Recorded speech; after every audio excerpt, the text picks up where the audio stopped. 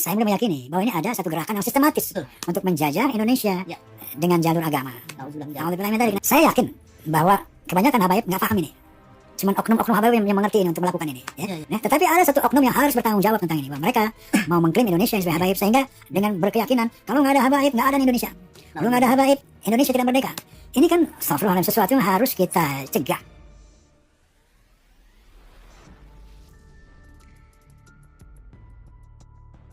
Hari ini mendapat kehormatan diterima oleh Habib Ali Kuitang, ya. Dan tadi sempat menyekar ke almarhum kakek, nenek, dan orang tua. Kebetulan kakek beliau sahabat orang tua saya dulu, dan orang tuanya juga dari dulu juga baik sama saya, jadi saya sering ke sini. Alhamdulillah, ya beliau kemarin waktu di GBK baca doa untuk saya dan untuk kami semua. Ya sekarang saya datang untuk sowan, ucapan terima kasih, minta doa lagi juga untuk nanti kita pekerjaan kita ke depan baik untuk rakyat. Saya kira itu. Ya. Para habaib, Habib Ali Kuitang, Habib Ali, beliau ketika waktu Jumat tiba, selesai sholat Jumat, beliau kembali naik ke mimbar. Mimbarnya tinggi di Kuitang, sudah sejak zaman dulu. Beliau langsung di hadapan masyarakat setelah beres salam, beliau naik ke mimbar yang tinggi. Beliau berkata, "Hei saudara-saudaraku umat Islam, laki-laki atau perempuan, negara kita hari ini sudah merdeka." Hari itu hari dibacakan teks proklamasi oleh Bung Karno di Karawang.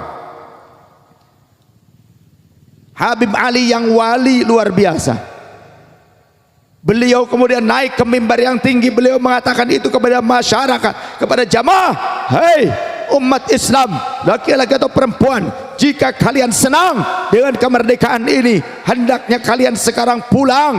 Kemudian kalian ikatkan kain warna putih dan merah, merahnya di atas, putihnya di bawah.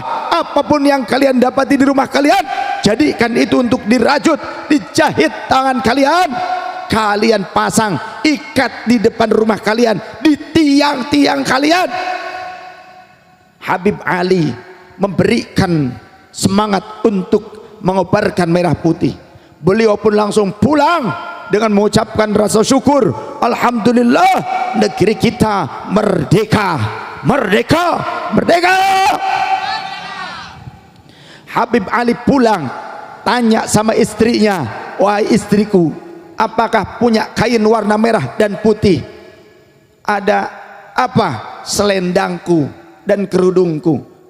"Selendang yang warna merah, kerudung yang warna putih, ambil kemari." Jahit, dijahit oleh beliau, kemudian dikibarkan di Masjid Kuitang, dikibarkan di menara Masjid Kuitang. Kemudian habaib yang lainnya, yang wali juga, ada yang beliau kemudian mengambil kain kasurnya, selimut kasurnya, diambil kain pembungkus kasurnya, kemudian dipotong, kemudian disatukan dengan mukena istrinya yang warna putih, dijahit. Beliau naik ke menara masjid yang dekat dengan rumahnya, beliau kibarkan merah putih dari apa? Sprek dan mukena istrinya, sehingga marak pada saat itu. Habib Ali menyuruh masyarakat Kuitang untuk mengibarkan merah putih di depan rumah masing-masing. Itu awal umbul-umbul merah putih, awalnya begitu. Jadi siapa yang menganjurkan, yang mengajarkan? Siapa? Ulama, wali, habaib, zuriyah Rasul. Ramai di mana-mana upaya untuk melawan Jepang pada saat itu. Jepang marah sehingga para habaib tersebut dan masyarakat yang mengibarkan merah putih dari kain apapun di depan rumahnya didatangi, digedor dengan senapan, kepalanya bocor. Habaib, dzurriyyah Rasul, wali, ulama di Indonesia bocor kepalanya. Karena apa? Demi bisa mengibarkan merah putih, tak takut nyawa harus jadi taruhannya. Diambil mereka oleh orang-orang Jepang, oleh tentara Jepang, disiksa mereka, dimasukkan ke dalam sel Jepang. Ayahnya Habib Ali. Iya, tahu. Habib Ali. Ini kakaknya Habib Muhammad. Habib Muhammad. Ini abahnya Habib Ali. Nah, Ini Habib Amang. Ini kan Ali Ini bin kan Abdurrahman. Ali bin Ini Abdurrahman. Abdurrahman bin Ini yang Cikini. Bukan, ini Ali bin Abdurrahman. Ah. Nah, ini Abdurrahman bin Ali. Ini Muhammad bin Ali. Nah, ini Abdurrahman bin Muhammad. Ali bin Abdurrahman. Jadi udah 8 generasi ya. Empat. Saya cicit baca. Ini. Ya. Yang memiliki sejarah terkait dengan perjalanan hidup presiden. Ini kalau abah Jangan sesekali meninggalkan sejarah. Jas merah. abah saya cerita, abah saya waktu Bung Karno tidur di sini, nginep di Kuitang sini, abah saya masih kecil, tapi abah saya masih ingat. Abah saya dituntut sama Bung Karno. Mang, panggil Mang juga, karena udah berbulan-bulan kan di sini. Mang, kita ke masjid duluan yuk. Ayo, kata abah. Terus abah saya dituntut sama Bung Karno ke masjid sini. Ariat sini ya. Ini abahnya.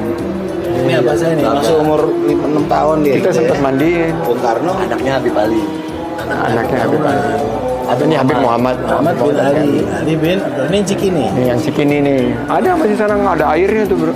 Ya, Cikini. Kita keluar, nama Mbak Nur. Baru ini kita. Jadi tempatnya Abah siapa yang ninggalin? Tempat abah di belakang adik saya. Oh adik yang Adik. perempuan ya? Iya. Oh iya. Najwa. Jadi Miftah ini kesetrum Bib dari Chicago, dia terbang untuk ini. Jumat ini ketemu Habib karena Dialog barokah. dia membaca suatu Kesabaran itu betul ya. betul. Jadi di Chicago dia Ini juga ini saudara saya. Siap, sudah tadi Sultan, udah Sultan. Jadi dia membaca suatu tulisan bahwa Injit kita Bib, Injit itu memberikan tempat tinggal dan perlindungan buat Soekarno sebelum mengambil keputusan kemerdekaan 17 Agustus. Jadi dia pengen kenal ke sini. Aku bilang ya sudah. Dengar ceritanya langsung. Pengen ini.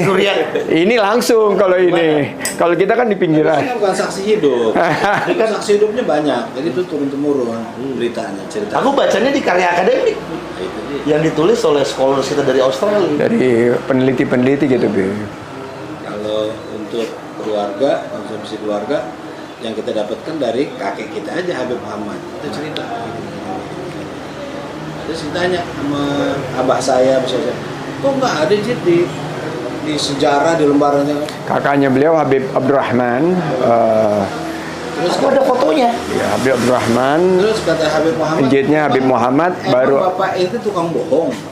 Tapi fotonya ada. Foto Bung Karno sama Habib Ali. Ya Banyak. Saya pernah ketemu Bu Mega. Abah saya nunjukin foto-foto aja tuh, foto-foto Bung Karno. Dilihat sama Bu Mega, dilihat semua. Terakhir dia minta, Habib boleh saya milikin ini semua? Oh boleh, abah saya spontan aja. Boleh Bu, boleh. Terus pas pulang abang nggak ada kopinya lagi tuh. Berarti kalau kita minta kopi, mau kopi. Banyak fotonya di bawah sama abah. Dulu tahun 2002 waktu dia jadi wapres. Saudara-saudara sekalian, tuduhan yang mengatakan bahwa para Habib adalah penjajah di Indonesia dan bekerja sama dengan Belanda masih saja terus digaungkan oleh kelompok Imaduddin. Nah, lalu mari kita renungkan sejenak apa sebenarnya yang melatar belakangi tuduhan seperti itu. Di video sebelumnya sudah kita lihat bersama bagaimana para Habib memainkan peran penting dalam sejarah dan perkembangan masyarakat Islam dan kemerdekaan di Indonesia. Mereka bukan hanya pemimpin spiritual, tapi juga sosok yang menjembatani antara nilai-nilai religius dan kebudayaan lokal. Tuduhan bahwa mereka adalah penjajah menunjukkan kalau si penuduh ini memiliki pemahaman yang kurang akan konteks sejarah dan kontribusi mereka dalam membangun masyarakat yang berkeadaban. Ketika kita berbicara tentang penjajahan, kita merujuk pada kekuasaan asing yang datang untuk menguasai, mengeksploitasi, dan merampas sumber daya kita. Namun, habaib justru hadir dengan misi yang berbeda. Mereka datang bukan untuk menguasai, tetapi untuk menyebarkan ajaran Islam, memperkuat nilai-nilai moral, dan membantu masyarakat dalam menghadapi tantangan zaman. Apakah tindakan tersebut layak disamakan dengan penjajahan? Tentu saja tidak. Tuduhan ini juga mencerminkan ketidakpuasan dan kedunguan kelompok Imad dalam memahami dinamika sosial dan politik yang ada. Dalam dunia yang semakin kompleks seperti ini, seringkali orang-orang memang mencari kambing hitam untuk menyalahkan ketidakadilan atau masalah yang mereka hadapi. Namun, alih-alih mencari solusi, tindakan seperti ini justru memperburuk keadaan dan memecah belah masyarakat. Kita harus ingat bahwa sejarah adalah cermin dari perjalanan panjang bangsa ini. Betapa banyak sisi hidup dan sejarah yang tertulis mengungkapkan bahwa habaib telah banyak berkontribusi dalam perjuangan kemerdekaan, pendidikan, dan pengembangan spiritual umat. Jadi, alih-alih menyebarkan stigma negatif, mari kita gali lebih dalam, kita pelajari, dan kita hargai peran mereka dalam sejarah bangsa ini. Dan akhir kata, mari kita bersatu untuk melawan tuduhan-tuduhan yang tidak berdasar ini. Mari kita hargai setiap kontribusi yang telah dilakukan oleh para habaib dan menjadikan mereka sebagai panutan, bukan sebagai target tuduhan yang tidak berdasar. Bersama-sama kita bisa membangun masyarakat yang lebih harmonis dan saling menghormati. Terima kasih.